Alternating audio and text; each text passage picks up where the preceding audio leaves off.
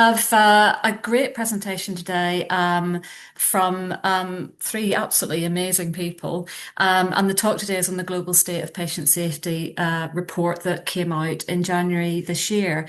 So the report is a combined effort between the Institute of Global Health Innovation, Patient Safety Watch, and the London, Northwest London PSRC.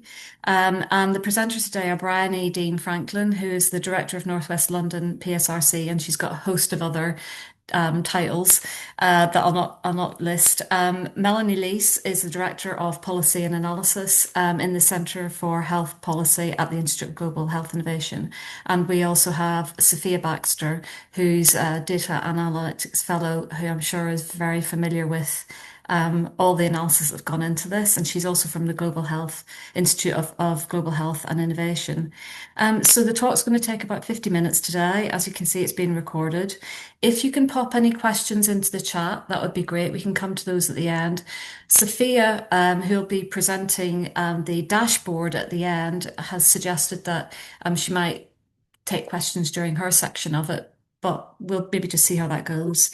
We'll have 10 minutes at the end to pick up those questions. If you could keep your microphones on mute, please, and then also have your video on if possible, please. Just it's nice to be able to see faces when you're presenting. This will be saved on our YouTube channel, so you'll be able to see that afterwards. And I'll just let Bryony kick off. Thank you, Bryony. Great, thanks very much, Jenny. And it's really lovely to see everybody today. Thank you for coming along. So Melanie, I think you're in charge of the slides. So if you can go on to the next slide, please. So this is just outlining how we're going to be structuring things today. So we'll start off with me, and then Melanie will talk a little bit about some of the key findings from the data. I'll tell you a little bit about our 4 case studies, and then Sophia will do a demo of the dashboard, which I think is definitely the most exciting part of it, because it is actually quite cool. So we've put the screenshots there of the report. The full report is available on the Imperial College website. If you just Google Global State of Patient Safety 2025 Imperial, you will find it. Next slide, please. So this is just introducing the 3 of us who are going to be presenting. I know it's not always easy to see when we're doing a Zoom call, but as Jenny has already introduced, it'll be a 3-way presentation between the 3 of us. And it's a real joy to meet with, to work with both Melanie and Sophia, but also the many other people who were involved in writing this report. So if you move to the next slide, please. So this is the overview, kind of structure of the table of contents. So let's just start with a bit of background to the report. So we've had this partnership between Imperial College and Patient Safety Watch since 2022. There's been an annual report each year, and these have alternated between national and globally focused reports. So the first one in 2022 was a national state of patient safety report, which looked at data just from England. And then 2023 was global, 2024 was national again, and then the most recent one in 2025 was global, and it's that one that we're going to be focused on today. It was actually launched early in 2026 in January at the House of Lords, but it was the 2025 report. Just to say a bit about sort of who organises this. So it's Imperial College London through the Institute for Global Health Innovation, which is the sort of umbrella under which the PSRC sits from an Imperial College point of view. And obviously this being focused on patient safety, it's of particular interest to the Patient Safety Research Collaboration. Patient Safety Watch is a charity that was founded by Jeremy Hunt, and it's led by James Titcombe, who is one of the authors of the report. You may be familiar with James's name. He got involved with patient safety work when his baby son Joshua sadly died of sepsis at 9 days old, and it was James's campaigning and refusal to just accept that this happened that led to the investigation into Morecambe Bay and the resulting reports and recommendations that came out of that. So we owe an awful lot to James for how he has campaigned tirelessly to improve patient safety. So if we can move on then, Melanie, to our next slide. And I think we're handing over now to yourself to talk about the data. Thank you very much, Bryony. So there are a number of different parts to the report. The first one, we always try to have a bit more of a quantitative analysis and look at how things have changed since the previous one. And so one of the things that we developed for the purpose of this collaboration with Patient Safety Watch is a patient safety ranking of OECD countries. And so I wanted to take a minute just to walk you through what we do with this ranking. So we developed it in 2023 for the first Global State of Patient Safety report. It is developed using a methodology derived from the Commonwealth Fund. They have a ranking of health systems, and we've adapted that methodology to use patient safety indicators specifically. So the way that we do this is that we take 4 indicators that are largely acknowledged to be relevant to patient safety across the globe. They are collected quite consistently across OECD countries, and they were basically distilled from a number of indicators that we presented to many experts, some of you probably on this call, who allowed us to get to this list of 4. The 4 are to the left of the slide, so it's maternal mortality, treatable mortality, adverse effects of medical treatment, and deaths due to neonatal disorders. So the way we calculate this is we take the average score across each one of these for each individual country. We then compare it to the rest of the countries for each one of the individual indicators and calculate where they are in terms of standard deviations from that mean. So you can imagine the best performing country, say in maternal mortality, would be the one that is the furthest away from the mean in terms of positive standard deviations. The worst would be towards the right in terms of standard deviations from the mean. And what we do is then aggregate these to create a composite measure across the 4 that then leads to the ranking that you see in the middle. So basically, this is just a score based on standard deviations from the mean. The countries that are at 0 would be the ones that are spot on the mean of the OECD countries for this composite measure.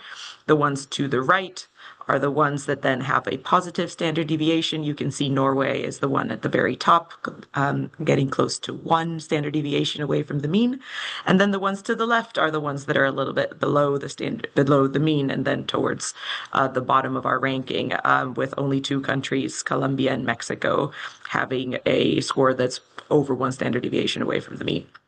So this ranking is largely indicative. It does not tell us a huge lot based on the fact that most countries are within a standard deviation of the mean, but we still think it's helpful to try to observe trends over time. And so the first thing maybe to highlight is that if you look at the plot to the right, this compares positions between 2023 and 2025, and there isn't a ton of movement. So Norway still is at the top, same as it was in 2023. The UK stayed in 21st position, and Mexico stayed at the very bottom. So for us, this indicates that actually change in patient safety takes time. Moving the needle on some of these indicators is not something that's done quickly. It actually requires lots of different things to align, and it is a slow process. Only a handful of countries, as you can see, moved more than 2 or 3 spaces in the ranking. The other thing to note is that even though lots of them are within a standard deviation of the mean, there's still significant room for improvement for many of these countries. And what we're hoping will happen from this is the countries will see their position, look at the countries that are a bit further up in the ranking and try to reach out to them and explore what they might be doing that they may be able to learn from. So this then leads to some of the findings in our case studies, where what we're trying to do is really unpack what some of these systems are doing that are towards the top of the ranking, and how is it that they have gotten there and remained there. We also dig into a few specific areas of interest in the data. And I mean, Sophia will talk about the dashboard. It has over 200 metrics. So it's impossible for us to really identify all of the key findings, which is why we make the dashboard available to all of you. But we did want to highlight a couple of things that we thought were noteworthy and perhaps not as discussed in typical patient safety literature. So one of the things we find is excess mortality for people with severe mental illness. So the charts you see here are excess mortality mortality for people with bipolar disorder across OECD countries to the left, and excess mortality for people with schizophrenia across OECD countries to the right. So the black line indicates the average across reporting countries, the blue line indicates the trend across OECD countries, and the band is, of course, the 95% confidence interval.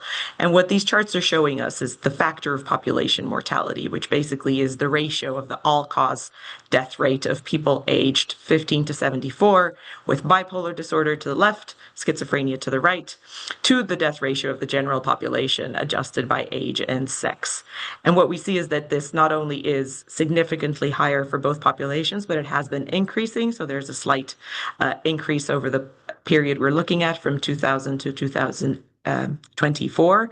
And this is quite worrying. So what we see essentially is that people that have schizophrenia and bipolar, and we might assume this is similar for other severe mental illnesses, are dying at a higher rate for conditions that are not associated to their mental illness, but are other conditions that just lead to a higher excess mortality for these groups compared to the general population. And we think this has a very clear link to patient safety for these populations, and it should be investigated further. The other trend we wanted to look at was waiting times. And so these, there's lots of graphs here and the font is very small, so I apologize. I more just wanted to show you the general direction in which some of these lines are going. So these are waiting time trends, and the red lines are where the UK is compared to the other OECD countries. And so here we're showing you cataract surgery, hip replacement, knee replacement, coronary artery bypass graft, hysterectomy, and transluminal coronary angioplasty waiting times across OECD countries from 2000 to 2024. Now, the red lines are the data that's available for the UK. And so the first thing to highlight is, for reasons that we are not fully aware of, the UK has not been reporting consistently on these things throughout the entire time period. They've only started reporting since 2021, but we have enough data points to see a little bit of a trend across where the UK is. And as you can see, for some of these more perhaps less complex procedures such as cataract surgery, hip replacement, knee replacement, the UK is actually quite close to the OECD average.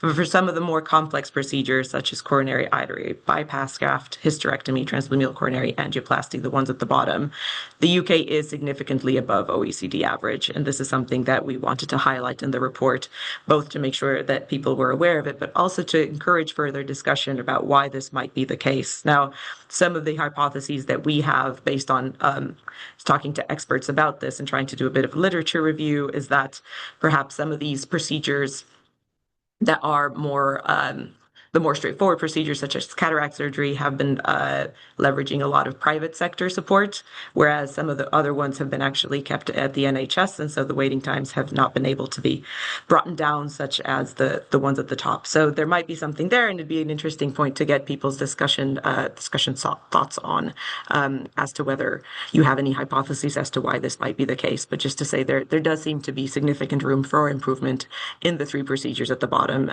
compared to OECD averages. And now I'd like to hand back to Bryony to talk us through the overviews of our key findings from the case studies. Great, thanks, Melanie. So we're moving from the more quantitative to the qualitative. So as well as looking at all of the quantitative data as part of the report, we initially identified 8 countries with which interviews were conducted with sort of key patient safety leaders from those in order to explore some of the learning, the approaches to patient safety, and so on. And then out of those 8, we chose 4 countries based on their potential for transferable learning, in particular thinking about where there might be learning for the UK. And these 4 countries are those listed here: Australia, Ireland, Norway, and the Netherlands.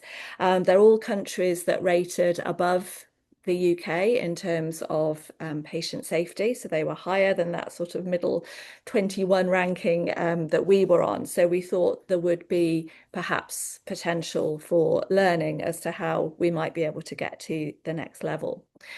So again, there's quite a lot of text here, but just to highlight perhaps a few key points. So first of all, from Australia, there was over the last 20 years, there's sort of quite big focus on clinical governance. But at the moment, the main sort of focus is on expanding patient safety beyond hospitals, looking at a more of a whole system perspective across the health system, looking in particular at patient outcomes, but also looking at how we use our standards and accreditation so that we're not I guess, moving away from just needing to show that we meet the standards and really trying to look a little bit more holistically. So this means that the shift is very much from almost retrospectively responding to safety events and showing that, you know, all of the criteria are met, but really trying to move towards looking at what conditions are needed to support safe and high quality care going forwards. And really recognizing that to do that, we need to look system wide and we need to look at the patient experience. Within Ireland, so obviously a very different setting to Australia, Australia being massive, Ireland being just a little smaller, both in terms of population and you know, area of the country that we're talking about. And actually on that note, within the report for each of these case studies, there is a high-level summary of their health system, of the population, of how the health system is funded, and things like the percentage of GDP that goes on healthcare. So we also can get a sense of these countries in terms of their sort of policy and funding context. So moving on to Ireland, there's been, I guess, like within England and the rest of the UK, there's been a number of high-profile patient safety failings and reports. And then, so within Ireland, there's been a real focus on building a national infrastructure that responds to these in a meaningful way. There's been a real focus on open disclosure and being very open and transparent with patients and families about patient safety, particularly where patients have been harmed due to failures in healthcare. There's been a really, I guess, sort of passionate involvement from various patient safety advocates, which has also been a key part of the patient safety movement within Ireland. Perhaps on the basis that Ireland is quite well connected in terms of the, in particular, hospital information systems, there's also a particular focus on data-driven learning systems in terms of looking at the data that we have. And I also know this on a personal basis, having examined a couple of PhDs from Ireland, many of which are really looking at how they can build on that data to drive learning and be very sort of proactive in how we can learn from that. So focuses here around data-driven learning and creating a system that's really built on openness and transparency. If we move now to Norway, so of course the one that's been at the top of the league table for both this last report and the one back in 2023. And it was interesting for those of us on the call who were perhaps at the IHI forum in Oslo 2 weeks ago. There was lots of presentations from Norway and opportunities to visit some of their healthcare organisations. So it's really great that they've been sort of showcasing some of the work that they've been doing. So within Norway, there's been, I think, a real increase in focus on patient safety over the last 10 years. Again, a bit like Ireland, looking at greater transparency and greater use of data. There's been a lot of work led by the Minister of Health, looking at how regulations and reporting need to be complemented by much deeper cultural and leadership development work. So really trying to use multiple mechanisms of change.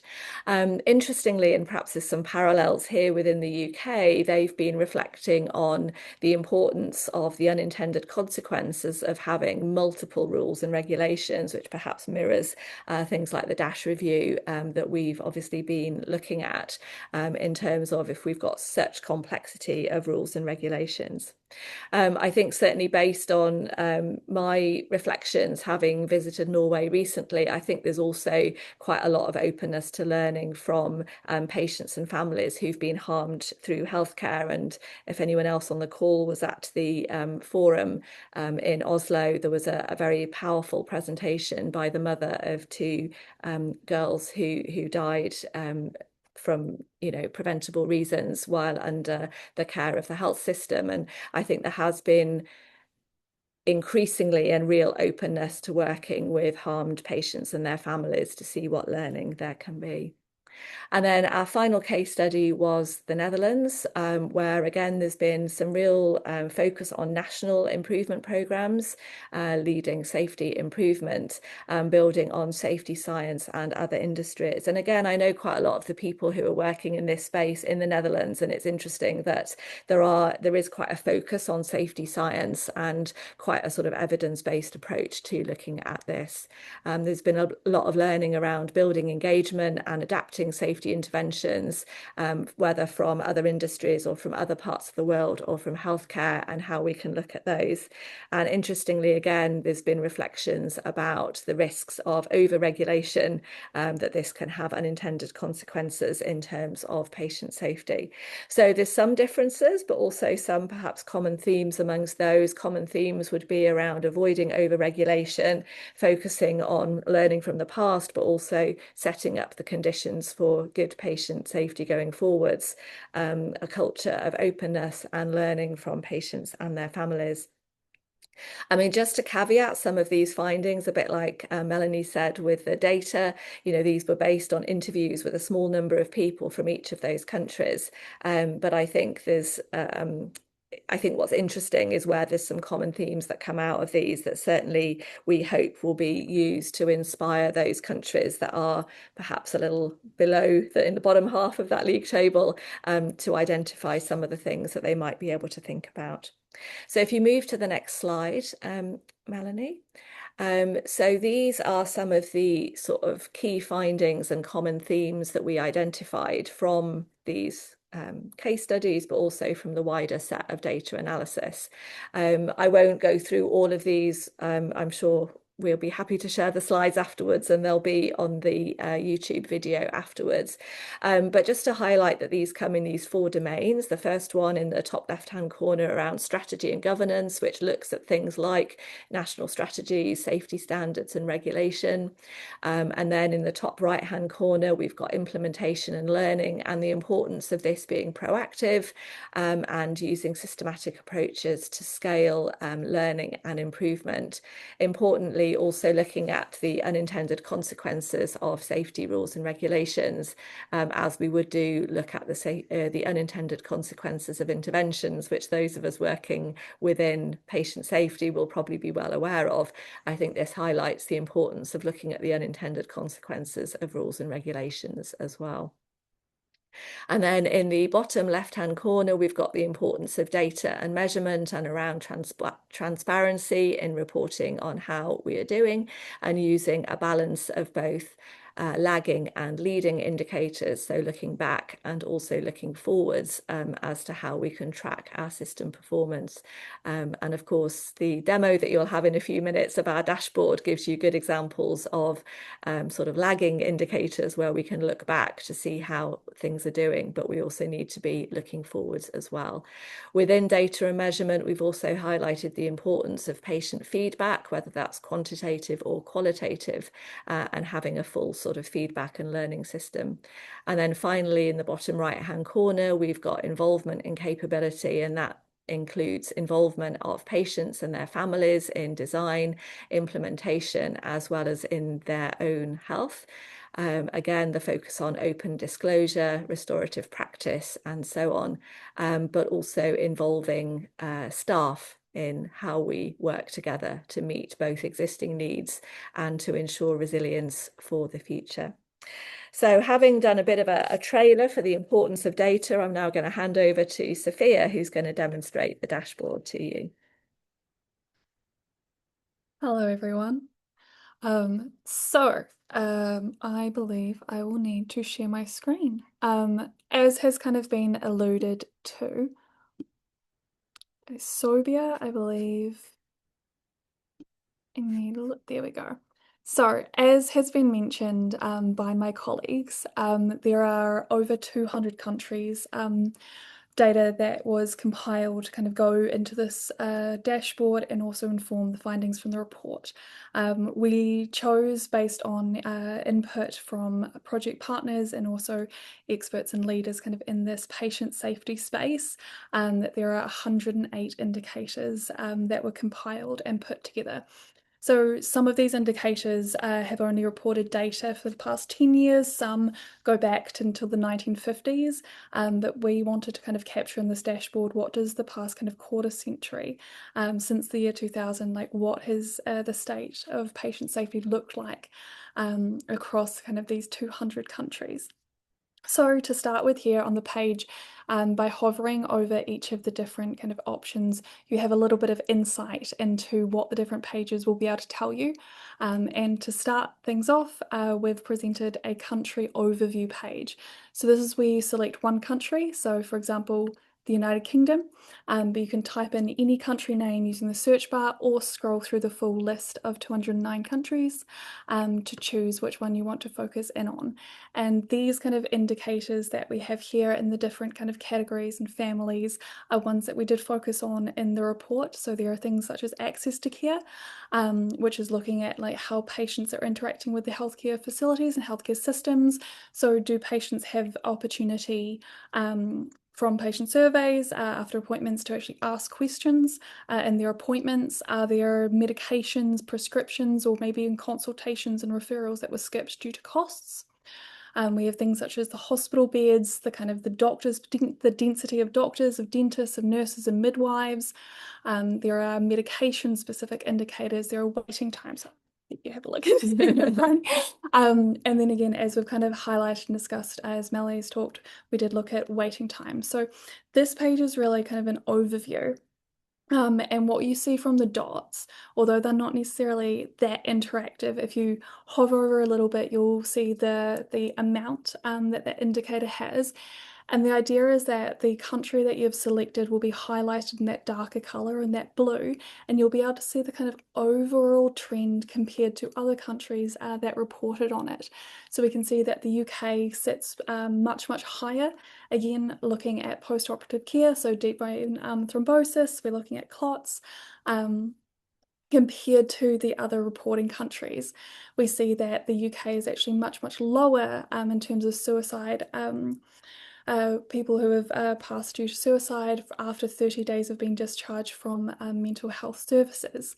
And so this kind of allows you to see both the overall picture of how a country may be trending compared to other nations that report on that, and also allows you to kind of see, is there a specific topic, area or category, or are there specific indicators that you want to look into more on the following pages.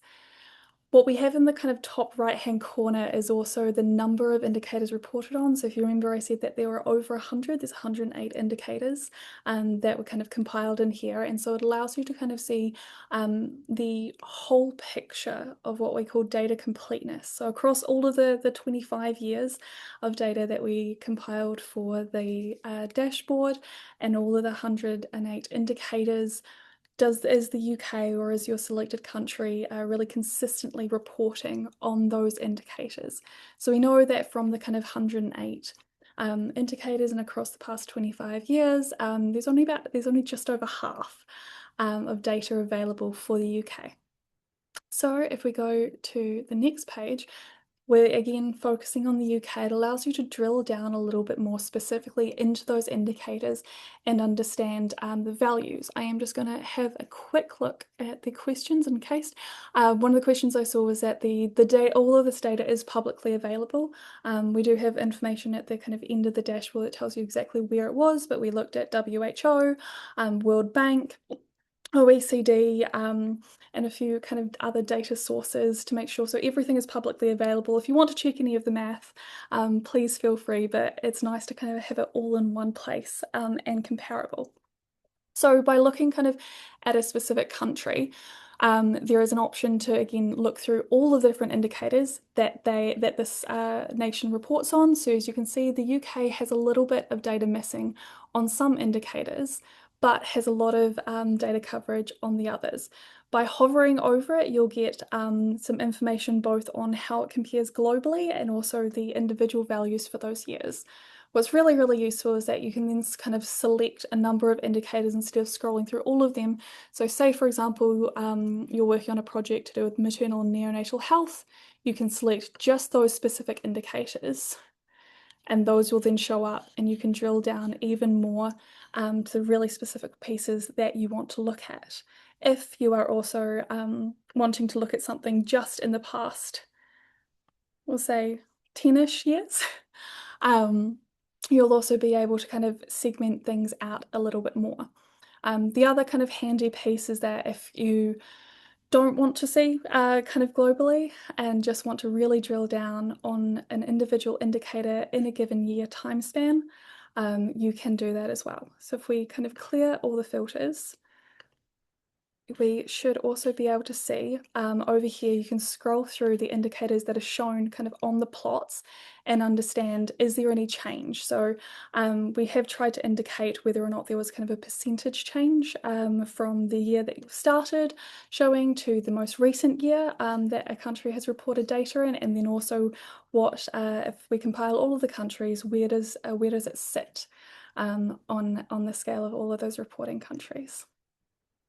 So if we then kind of have found after we've drilled into an individual country that there's a specific indicator that we're really interested in, for example, the adverse effects of medical treatment, this is kind of reported in DALY, so those disability adjusted life years, we can select some countries that we then want to kind of compare and understand. So since we looked at Australia, we can look at Australia, Ireland, not all of, there we go, Ireland, the Netherlands, ooh, there we go, Netherlands and Norway, and then of course comparing it to the United Kingdom.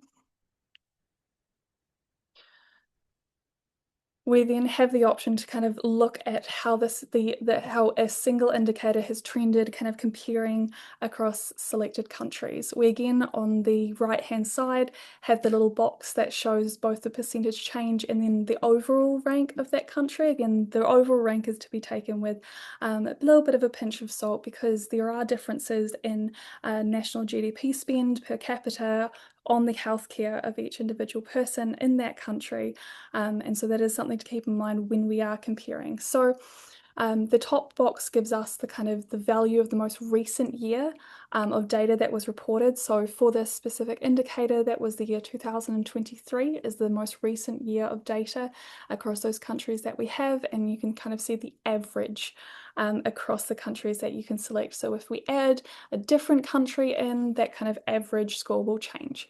By hovering over the plot, again, you'll get a little pop-up that shows you the individual scores for the year that you have selected. And if you're really interested in a specific country, you can click on that line to kind of drill down a little bit more into that and understand just that data. And then by clicking out of it, you kind of reset the information. So again, we can see that an indicator such as this one has really good data coverage with over 204 of the, well, sorry, with exactly 204, not over, exactly 204 of the 208 countries have reported data on this, which is really wonderful. However, again, there are some countries, which is part of the recommendations, there are some indicators that we have highlighted in the report so that are patient reported that are slightly newer.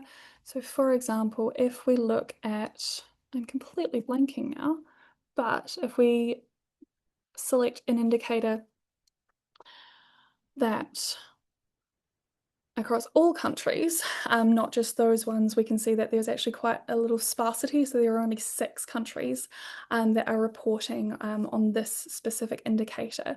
And so by drilling down a little bit more into the specific areas, we need to keep in mind that trends do change over time, but many of the kind of most recent shifts in patient safety, as Melanie has highlighted, it is a slow to change. It takes a lot of systems work. And so one of the things to take away from this is understanding both data sparsity instead of just the individual trends when we are comparing countries. So now that we've kind of got this idea of both the indicators and the countries, we wanted to be able to kind of look at this more global snapshot. So by selecting an individual indicator again, so we'll stay on looking at adverse effects of medical treatment. We can select the kind of global regions that might be slightly more comparable. So if we select kind of all the European nations that we have and whether or not it's an OECD member, so we can say that we want just the OECD countries or maybe more than the OECD countries that are in Europe, and we'll be able to compare them a little bit more and see. The idea of this is to understand that go back to trends. So is something trending up? Is something trending down? And if we scroll through the different countries that report data, you'll then again be able to compare it to both the global and also the regional group that it is compared to. So we see that there are lots of nations that are sitting above, but there are some nations that sit below, and that's how we have this overall trend line. What's really then useful is if we kind of look at it at an individual year basis. So say we want to look at the year 2020, very, very great year to be looking at. We can get this kind of we can get more of a snapshot instead of just looking at the overall trend. We can then compare the countries across one another. We have given you the option of, if you're from the UK, if you're from a different nation, you can highlight it in your nation a specific colour to make it a little bit easier to see and to look at within the plot, or if you clear the filter again, it will default to all of the bars being roughly the same colour. And this allows you to kind of understand it, get this overall perspective for an individual year where a country may lie compared to other nations in that group, whether that be the income group or global region. So that's a whole lot of information to have gone through. And if you're really more interested, as I kind of alluded to earlier, we have pulled all of this data from publicly available sources. So the Global Burden of Disease study is this wonderful study that publishes data roughly every 2 to 3 years, which again is why some of the indicators, most recent data is 2023. And we looked at WHO, OECD, and the World Bank. And if you want a full list of indicators, you can have a scroll through the list, and you can also then refer through to the area of care that you might be more interested in and understand where the data actually came from the sources. We've got a full list of the over 200 countries as well that you can find there, and so this way you might get a little bit more information for your statisticians or data analysts on your team to be able to understand exactly where this information is coming from. So I will open the chat back up and have a look for questions in case anyone wanted to stay on the dashboard. So Melanie has sent the link in the chat, which is wonderful. Looked at agreement. Oh, so someone has asked about the maternity services dashboard. So we haven't looked at this in comparison to what other dashboards have aggregated, but we do have indicators on maternal and neonatal health and safety in the dashboard itself. So if we were really interested, we could go back to the indicator explorer or the global trend and select kind of one of our neonatal, if I can spell correctly, there we go, neonatal, and understand this. So one of the kind of not necessarily limitations or problems, but there will only be 60 countries that can be kind of visualized on the plot or the graph at any one time. So it really does help if you kind of select a specific region to look at. So for example, we can look at North America or Europe and have this kind of overall picture of things. So I will go back to the chat to see if there are any other questions that I missed. I wonder if at this stage, Sophia, we can just open it up, if that's okay with Jenny and Sophia, for anybody to really just unmute and ask any questions they might want to either pop in the chat or just let us know themselves. And on the maternity question just then, the National State of Patient Safety report, so the one that was from 2024, includes data from the Embrace data set, for example. So that then, because that's just for our country, it allows us to pull on where we've got, UK specific or English specific data in more detail. So it would be worth having a look at that if that's an area of interest. And as I say in my response as well, for the next National State of Patient Safety Report, which we're actually kicking off the work on that now, and it'll be launched either in December or January. We will be looking at the national level data sets, so that report does focus on all national data sets. For the global one, we try to use these international organizations that compile all the data themselves so that we have appropriate comparisons across countries. But for the national state, we will be delving into this, and the maternity services dashboard will be a hugely beneficial resource. So thank you very much for that question. Amazing. Now I'm just also going to have a quick look at the chat. I think rather than, there's no point in going back to the slides to put up the now you can ask your questions slide. So I would suggest we, as you say, open up for questions, whether it's on Sophia's presentation or on the report more generally. But I would just absolutely encourage everyone to have a play with the interactive dashboard. Every time I look at it, I'm just thinking, that's so cool. It's pulling together publicly available data, but in a way that's just so interactive and helpful to be able to have a look at and compare and contrast and really to interrogate it with your own questions. So I'm just having a quick look at the chat as well, but also feel free to either raise your Zoom hand or to just call out if you've got a question. I think Jenny's got her hand up. Jenny, do you want to come in? Hi, thank you. That was so interesting. Thank you so much. So accessible as well, and the resource, yeah, it's just great. I'm definitely going to have a play around in that. So I have a couple of questions, if that's all right, please. Obviously you put on one of the indicators around mental health. I was wondering what your thoughts were, and I haven't really thought this through in my head, so it's going to come out a bit garbled.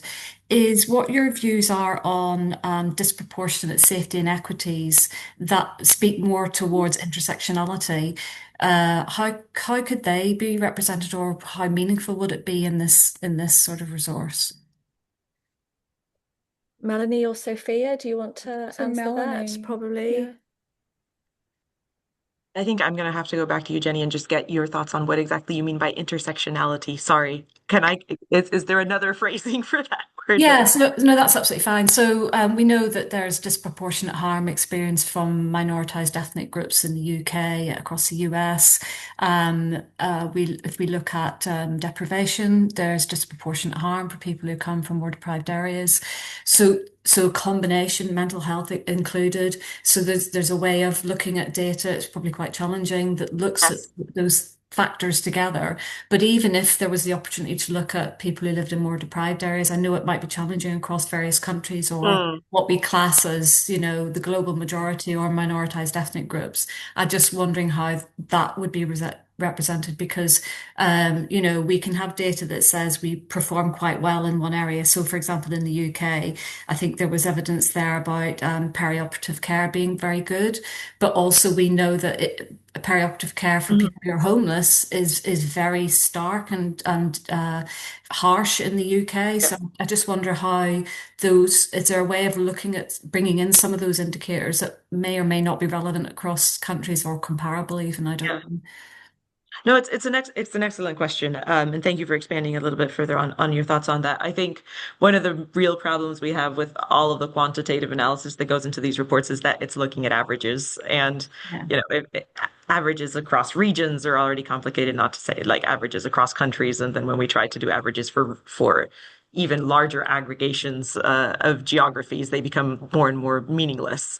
So I completely agree that there's a huge problem in terms of equity, and that's why we tried to highlight this issue about the excess mortality for people with severe mental health disorders.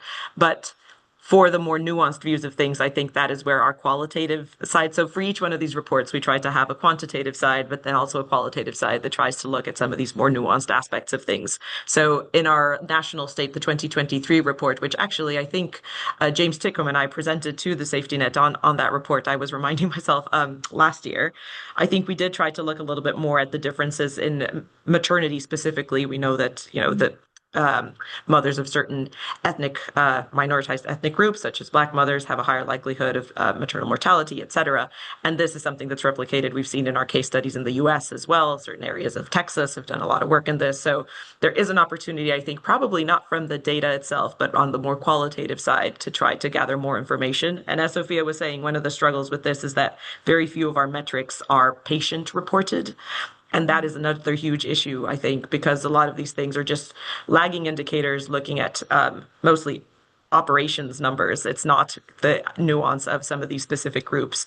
And if we could get better reporting of patient reported measures that are targeting specifically some of these groups that we know to be in a higher vulnerability state, I think we would have a much better picture. But for now, we do what we can with the averages and then try to complement this with nuance on the qualitative side.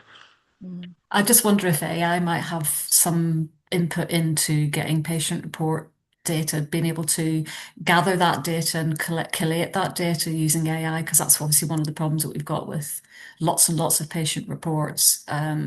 As sort of small red flags that sit there and don't feed into any particular system. So maybe AI in the future might be something for that. And then just one question, and I'll stop and allow other people to join in. So I just wanted to see if I get this right. So when you were looking at the trends in one of the initial slides, and we were looking at, I think was it 2023 to 2025, and we were talking about you don't see much movement, etc. But then for three of the countries, so it was Germany, Lithuania, and Turkey, there was quite a sharp upturn, and I wondered if you knew of anything major that had happened in those countries that could account for that. So very good spot in a very, very small chart. Well done. Well done. You're right. So Germany is a big, big upward trend, and so are the other two countries. Unfortunately, in the span of time we have to create these reports, we don't have the time to dig into these individually. And that for the case studies, the four countries we selected, they were actually selected before the data was available for the 2025 report. And so some of this work we're doing kind of a little bit driving forward and looking through the rearview mirror to address the direction we're going into. I think for the next report, looking at these changes and exploring these countries in more detail would be a wonderful addition. So just like for the 2025, we looked at some of the best performing in 2023. For the 2027, I think looking at the big jumps would highlight some of those key areas of improvement and maybe look at some really interesting case studies of what people have done to move up those spaces. So yes, we haven't looked at it yet, but we will. Thank you. Also, I can also add like one of the pieces that Ireland was also quite a standout mover. Like again, I was very close to the data from that perspective, but a lot of the indicators that we had that were reported from Ireland, they had really recent data, and specifically around maternal care and neonatal disorders, trauma after birth, trauma during birth as well. Ireland was doing exceptionally well in the past 5 years. So it really looked like they have put a lot of kind of effort into that, and that is something that was kind of it was touched on, if not necessarily expanded on, in the report. But yeah, as if we had all the time in the world interviewing all countries, would be a wonderful, wonderful thing to do.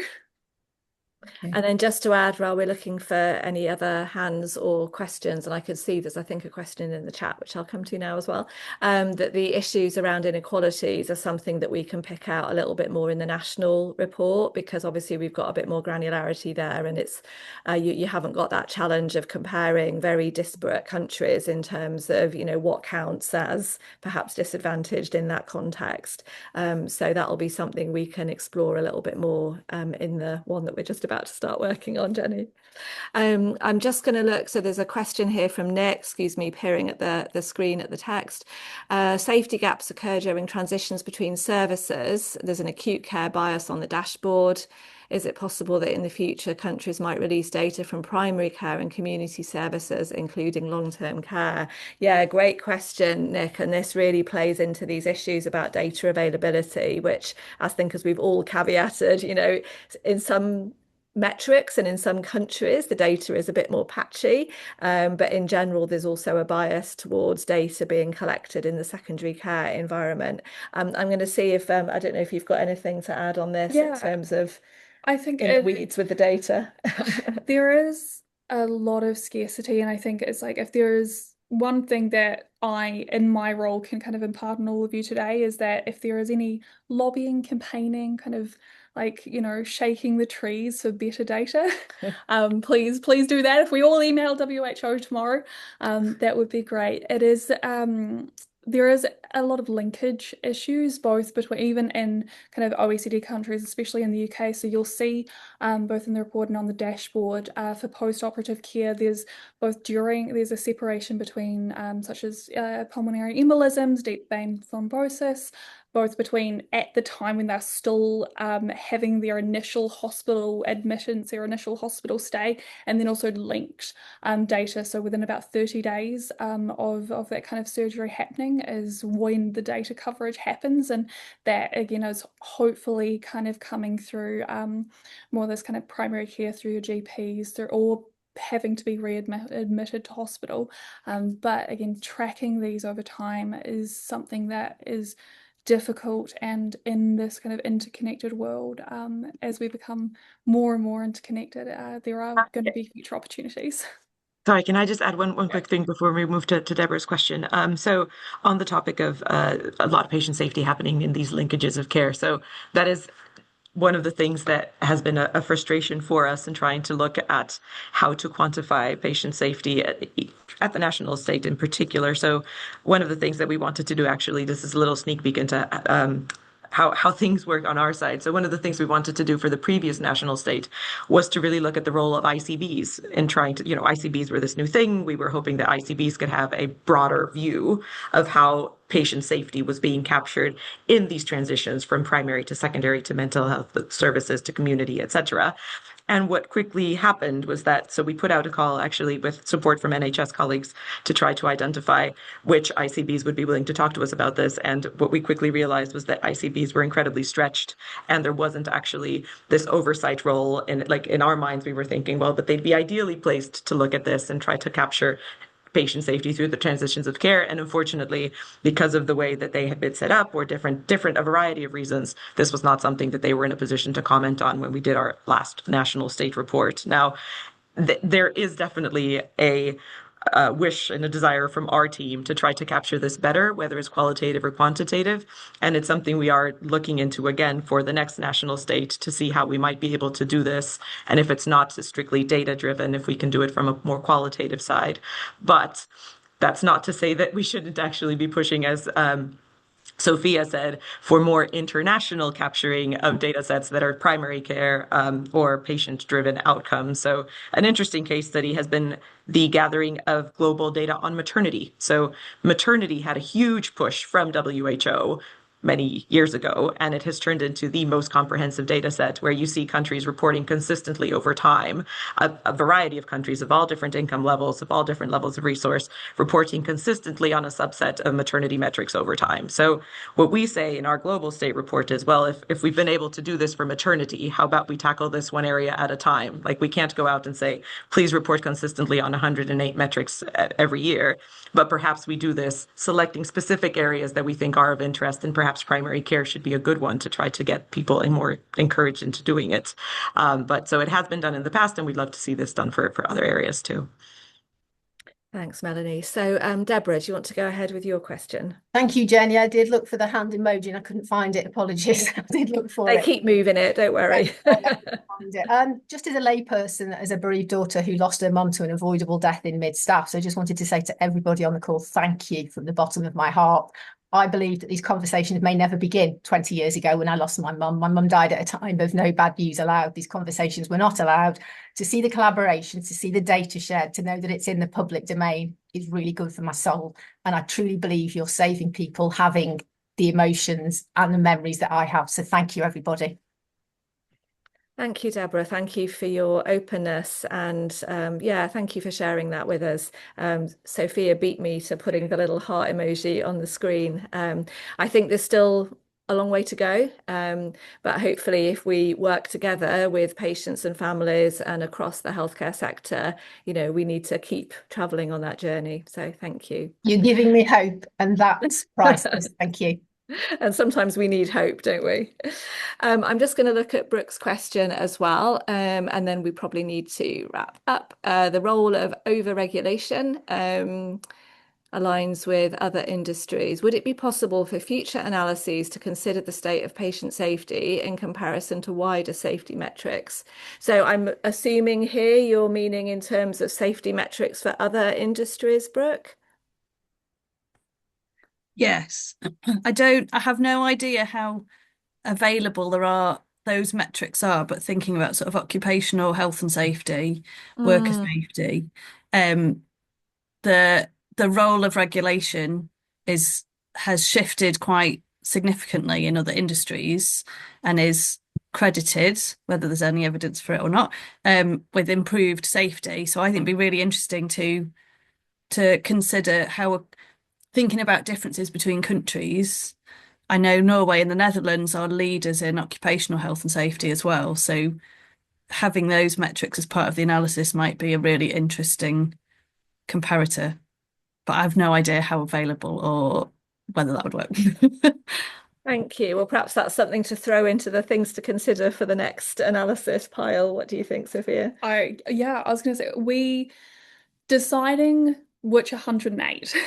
And I think we said, okay, well, let's focus on 80. Okay, let's focus on 90. Okay, we've just found a couple more, and kind of like figuring out what the scope of patient safety even means. So one thing that, again, it's not necessarily occupational, but like how close lavatories and restrooms are to operating suites, to birthing wards, is something that not UNESCO, UNICEF has a lot of data on kind of across the world. And so things like access to running water, access to clean water, sanitation. So like there's that perspective, and that is quite well captured. So what jumped the indicator number from I think 96 to 108 loosely fall under occupational health, or I would argue that they would are with staff reported indicators. So did they feel like there would be any kind of retribution or punitive measures to their career if they reported a patient safety incident? How did the staff feel, and this like healthcare workers, doctors, junior doctors, senior doctors, and also management? How did they feel that the overall kind of hospital that they worked in, or within the organization that they were situated within, responded to patient safety or to inquiry? So there were ones about how overworked did they feel, how often were they working more than 60 or 80-hour weeks? And so they were starting to do those, but those were indicators that OECD had launched as pilot indicators in 2022. So again, they are kind of very, very recent indicators. And again, I would call for much more of those to be added in, because it is a whole picture. But I believe that takes us to 11. So thank you, and yes, many things to consider. Absolutely. Well, thank you everybody for your questions. Thank you for coming along. Please go away and have a play with the dashboard. Feel free to contact any of us if you've got any questions. And in particular, I guess, if you've got any suggestions for how, things for us to look at in our next iterations. So, Jenny, is there anything you need to say from an overall point of view? Yeah, thank you. I just want to thank Bryony, Melanie, and Sophia for a fantastic presentation, and it's great that everybody's so interested in this. And just finally, just to give a quick plug, our next SafetyNet seminar is on the 15th of April, and it'll be delivered by Professor Adam Rodman, and it will be on AI and human interactions and its implications for patient safety. But thank you again, everybody. Thank you, Bryony and team. That was great. We look forward to seeing you next time. See you next time. Thanks all. Bye. Thank you. Bye-bye. Thank you very much. Bye.